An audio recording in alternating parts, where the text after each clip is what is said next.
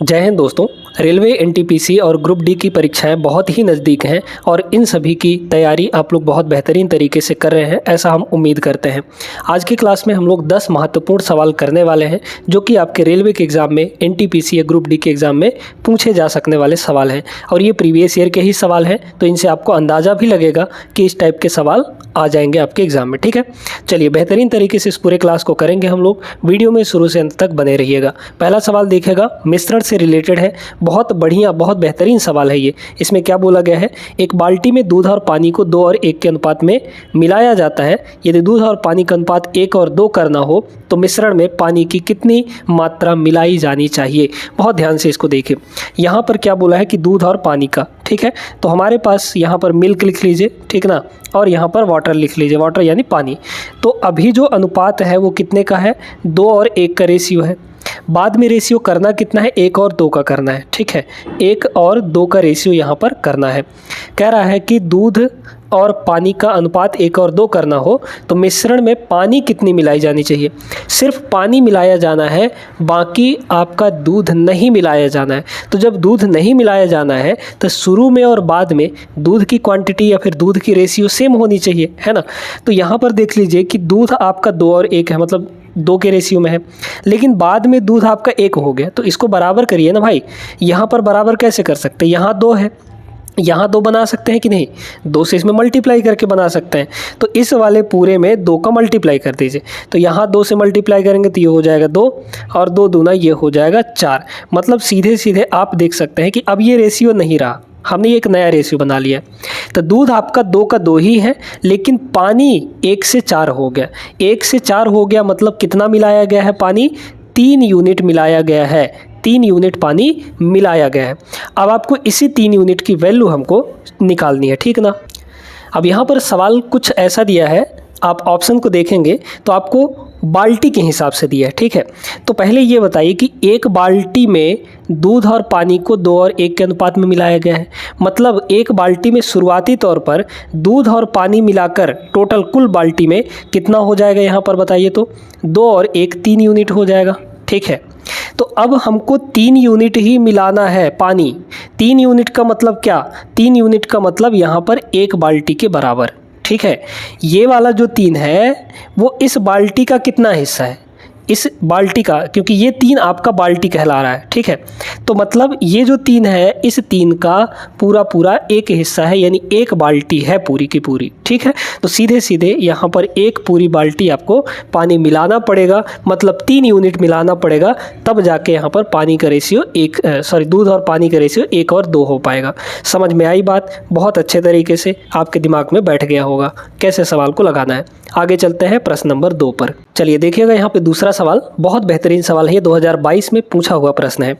3 और 2 के अनुपात में दूध और पानी का अनुपात वाला एक द्रव की 2 लीटर मात्रा को 2 और 3 के अनुपात वाले दूध और पानी वाले एक अन्य द्रव की 3 लीटर मात्रा में मिलाया जाता है। नए मिश्रण में दूध और पानी का अनुपात क्या होगा, ठीक है।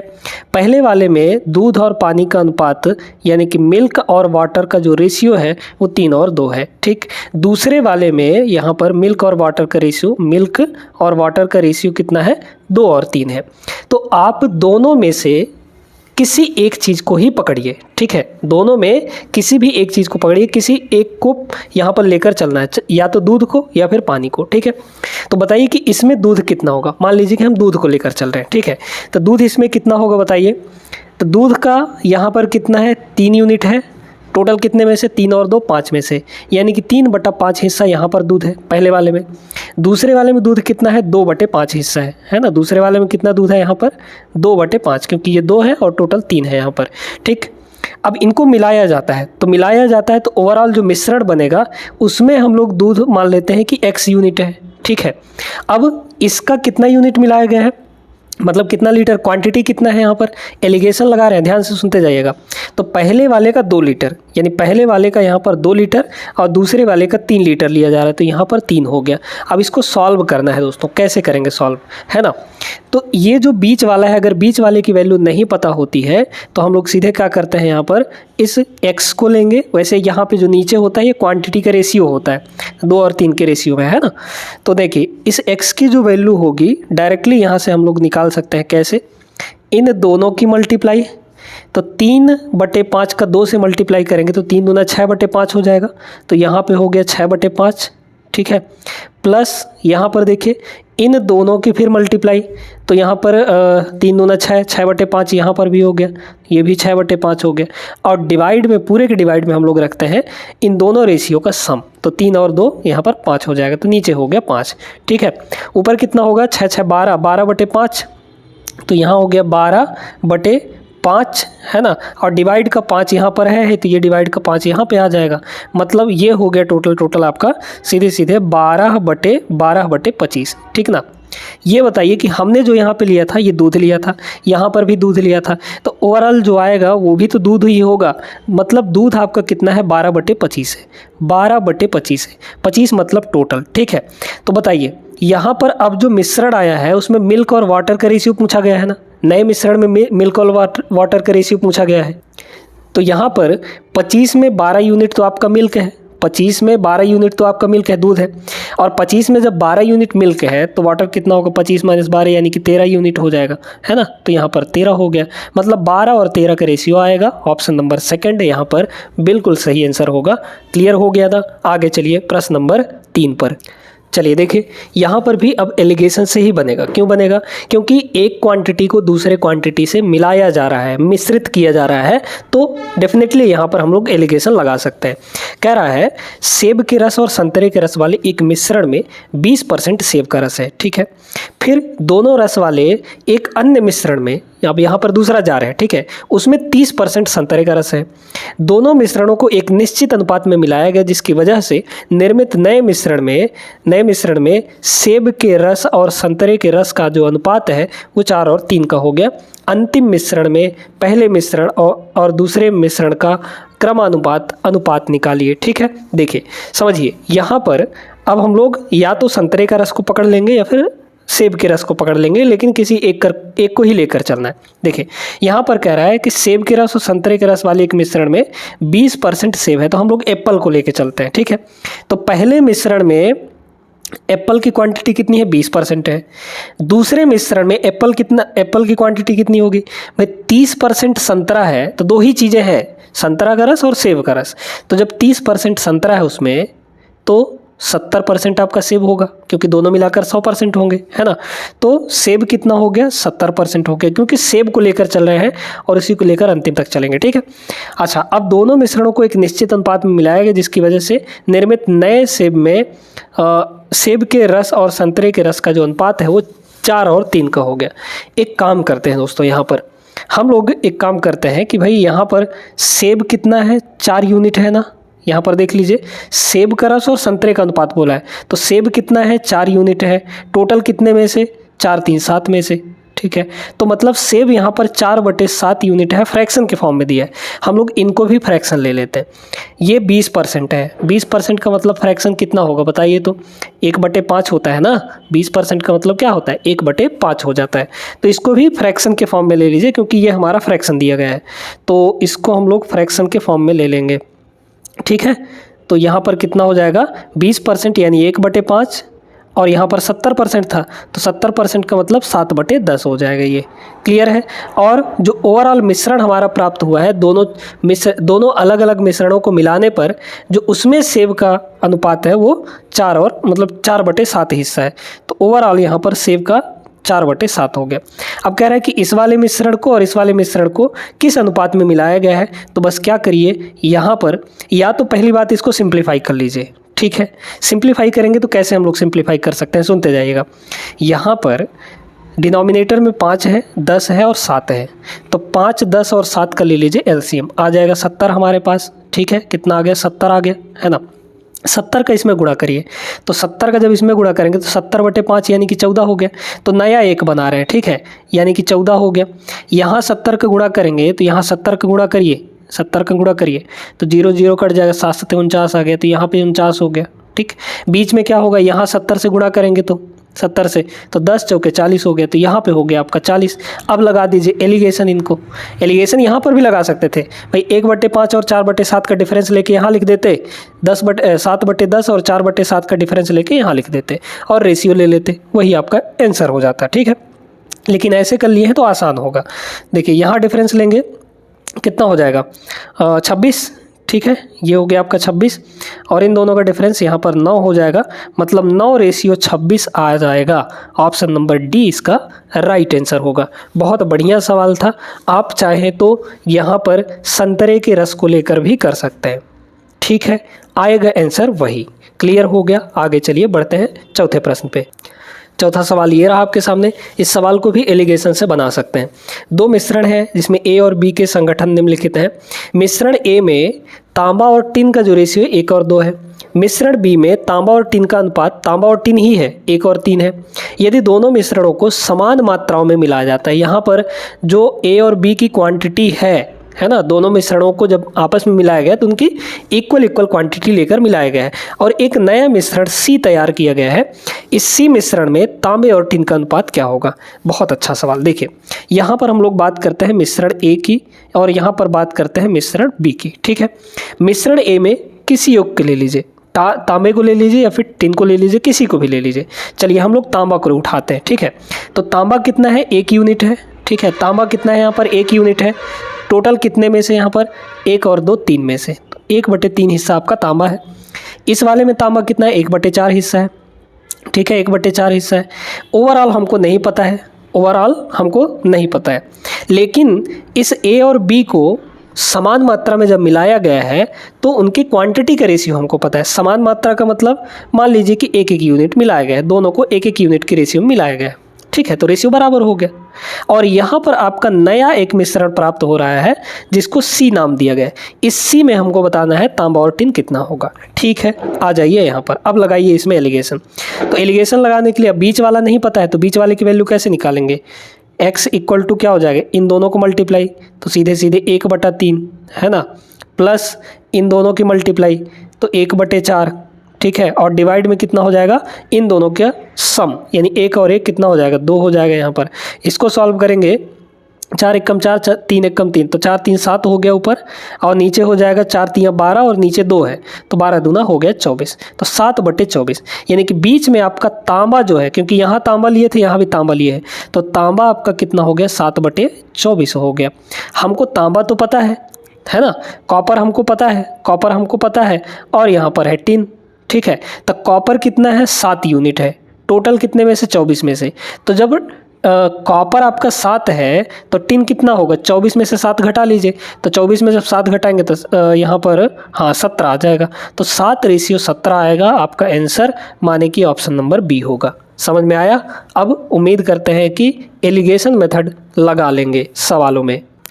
अगला सवाल देखिएगा। अब दोस्तों हम लोग प्रॉफिट एंड लॉस में भी एलिगेशन लगा सकते हैं, ठीक है। यहाँ पर क्या बोला गया है कि 45 रुपये प्रति केजी वाली चीनी को 52 रुपये प्रति केजी वाली चीनी के साथ किस अनुपात में मिलाया जाना चाहिए ताकि मिश्रण को जब मिलाया गया है तो उस मिश्रण को 55.20 प्रति किलोग्राम रुपए से बेचने पर 15% का प्रॉफिट हो रहा हो, ठीक है। बड़े ध्यान से सुनते जाइएगा। अगर हम देखें तो पहले वाले चीनी का सीपी कितना है? अब सीपी ले रहे हैं तो सीपी ही लेंगे, ठीक है।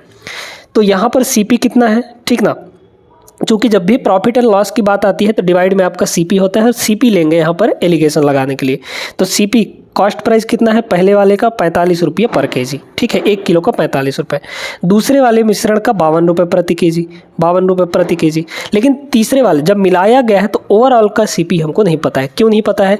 क्योंकि अगर आप यहाँ पर देखें तो जब मिलाया जाता है तो उस मिश्रण को इतने में बेचा जाता है, यानी ये आपका विक्रय मूल्य है, क्रय मूल्य नहीं है, कॉस्ट प्राइस नहीं है। तो पहले इससे कॉस्ट प्राइस निकालिए। कॉस्ट प्राइस कैसे निकालेंगे भाई? 15% प्रॉफिट है, 15% का मतलब फ्रैक्शन में कितना होता है बताइए तो? 15%, यानी कि 15/100। 15/100 का मतलब हो जाएगा यहाँ पर आपका 20×5 और 3×5 यानी कि 3/20 हो गया, ठीक है, 3/20।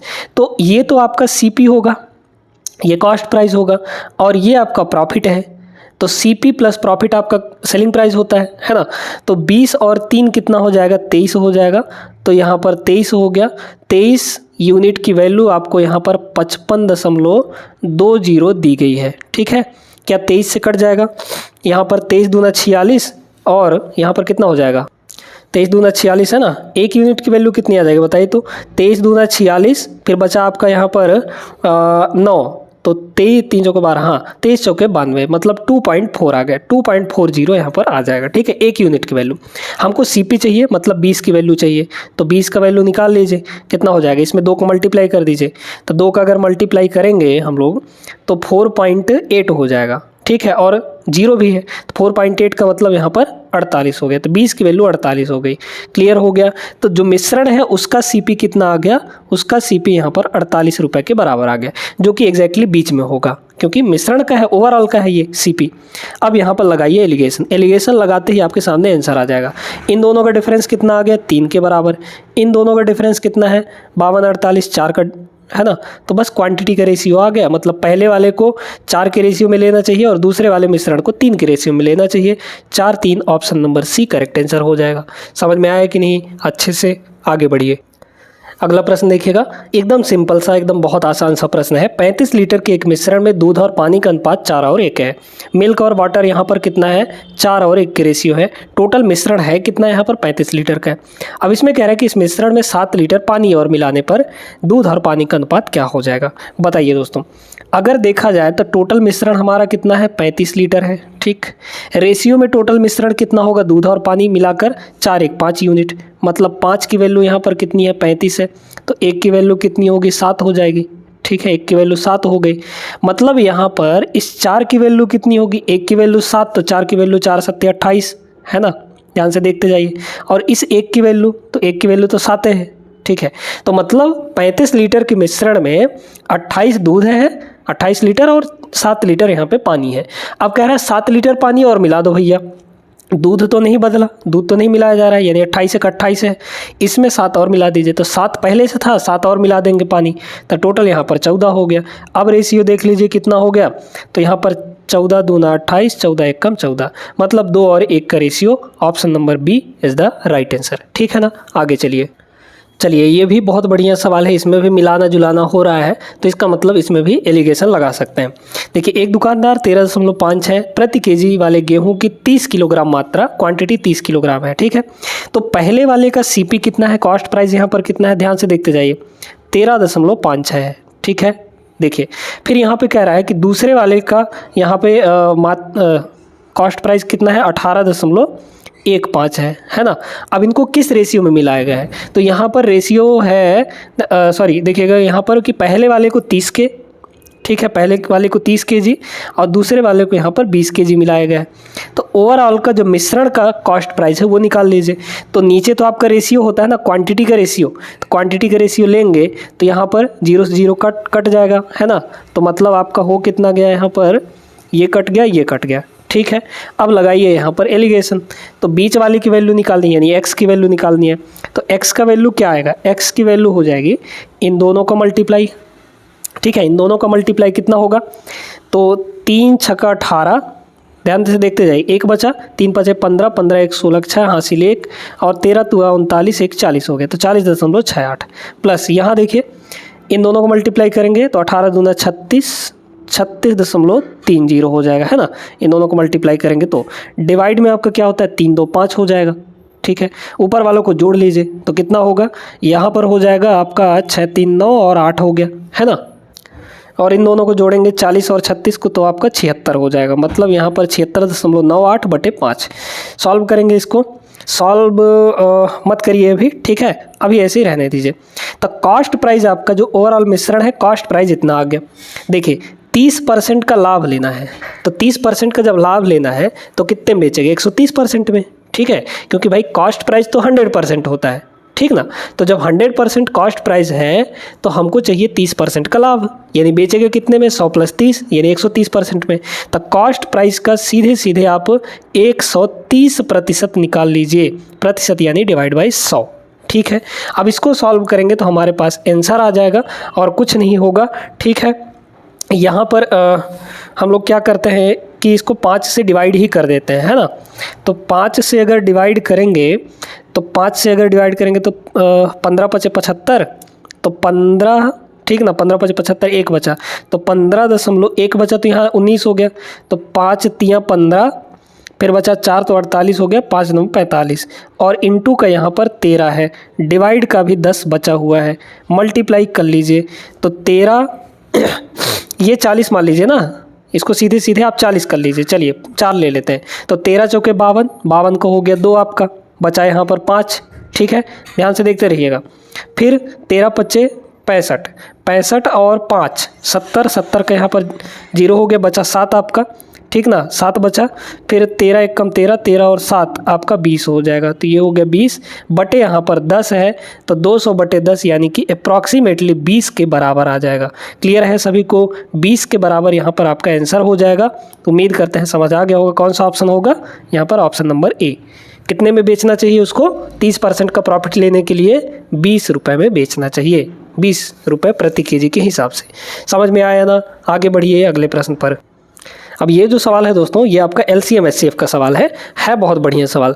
ये एक लाइन वाले सवाल होते हैं, इनको बड़े आराम से लगाया जा सकता है।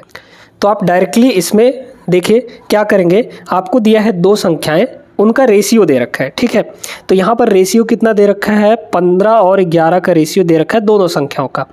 साथ में उनका जो HCF है, HCF कितना दे रखा है? HCF यहाँ पर 13 के बराबर दे रखे हैं, उन्हीं दोनों संख्याओं का अनुपात जिनका उन्हीं दोनों का HCF जिनका ये अनुपात है। ठीक है, आपसे पूछा जा रहा है LCM। बहुत सिंपल सा तरीका बता रहे हैं LCM निकालने का। क्या?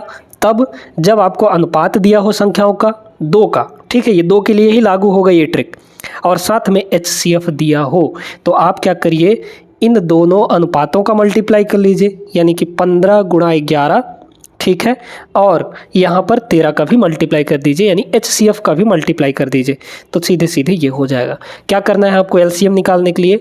अनुपात, दोनों अनुपात का मल्टीप्लाई और HCF का मल्टीप्लाई, सबको एक साथ करके गुणा कर लीजिए। कितना हो जाएगा?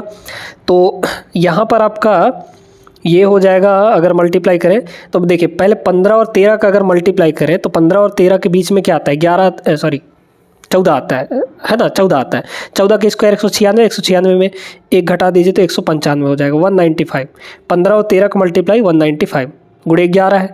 अब 11 से गुणा करना तो आसान होता है, ये हो गया 5, फिर 9 5 14 के 4 हासिल 1 बचा, 9 1 10 1 11, ये 1 हो गया, फिर 1 1 तो हो गया 2145। ऑप्शन नंबर सेकंड यहाँ पर सही जवाब हो जाएगा। तो उम्मीद करते हैं समझ आ गया होगा बहुत अच्छे तरीके से। आज की क्लास में बस इतना ही। ये सवाल बहुत ही अच्छे तरीके से प्रैक्टिस आप लोग कर लीजिएगा, ताकि जब भी ऐसे प्रश्न, और आएंगे ही आपके रेलवे के एग्ज़ाम में ऐसे ही प्रश्न पूछे ही जाते हैं, ठीक ना, तो इनकी प्रैक्टिस ज़रूरी है दोस्तों। ये वीडियो कैसी लगी कमेंट करके ज़रूर बताइएगा। मिलते हैं हम लोग नेक्स्ट क्लास में। इस वीडियो को लाइक भी कर दीजिएगा और चैनल को सब्सक्राइब भी कर लीजिएगा।